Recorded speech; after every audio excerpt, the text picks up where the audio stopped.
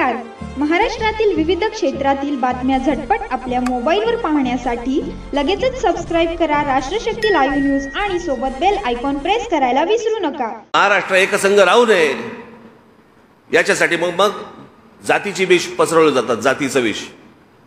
ते जरांगे पाटील ज्यावेळेला उपोषणाला बसले होते, मी गेलो होतो तिकडे, त्यांच्या समोर सांगितलं हे होणार नाही.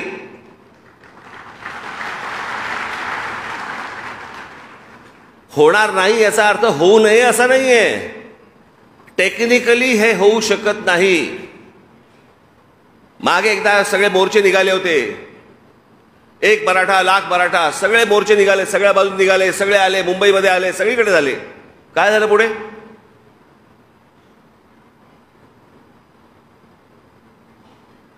महाराष्ट्रामधल्या माझ्या मराठा बांधवांना, भगिनींना माझी हीच विनंती आहे, यांच्या भूलतापांना बळी पडू नका.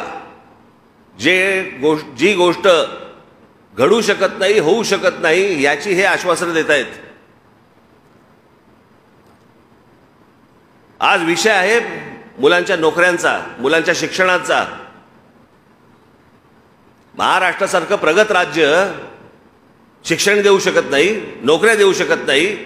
बाहेरच्या राज्यांमधली लोक आम्ही पोसायची आणि आमच्याकडचे लोक आंदोलन करणार.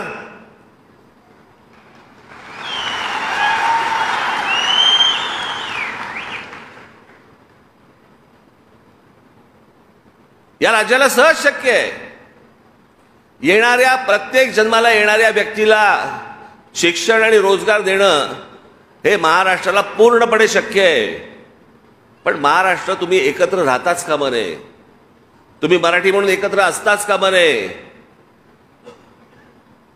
महाराष्ट्र एकसंघ राहू नये, तो वेगवेगळा असावा. मग वेगवेगळ्या जातींमध्ये विष कालवायचं, आणि विष कालवायला तर नेते बसलेलेच आहेत. मग मराठ्यांचं झाल्यावरती ओबीसी उभे राहणार, ओबीसी उभे राहिल्यावर अजून कोटी उभे राहणार. आमच्याकडे महापुरुषांचा वाटप तर झालेलाच आहे. हा या जातीचा महापुरुष, हा या जातीचा महापुरुष, हा या जातीचा महापुरुष, हे करून ठेवलं याच लोकांनी. तुमची जेवढी मतं विभागली जातील तेवढी यांच्या फायद्याची आहेत. तुम्ही एकत्र महाराष्ट्राचे मराठी म्हणून जर समजा एकत्र आलात, हे यांना नकोय, या देशालाच नकोय. हे तुमच्यामध्ये विष कालवण्याचे धंदे जे सगळ्या सध्या सुरू आहेत ना, हे बाबांनो ओळखा. हा फक्त महाराष्ट्रामधल्या मराठा समाजाचा विषय नाहीये, हा प्रत्येक राज्यांमधल्या त्या तिकडच्या समाजाचा विषय आहे. एका जातीबद्दलचा विषय जर समजा उद्या कोर्टामध्ये गेला तर या देशातल्या प्रत्येक राज्यामधल्या जाती उभे राहतील आणि हा आरक्षणाचा विषय अख्ख्या देशभर पेटेल.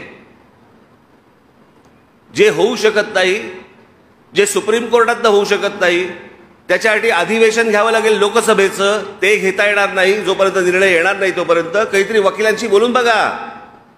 मी खोटं नाही सांगत आहे. मला तुम्हाला फक्त एवढंच सांगायचं आहे, हे ज्या प्रकारच्या भूलथापा देऊन जातीमध्ये विष घालवून तुमच्याकडनं जी मतं ओरबडून घेतात ना,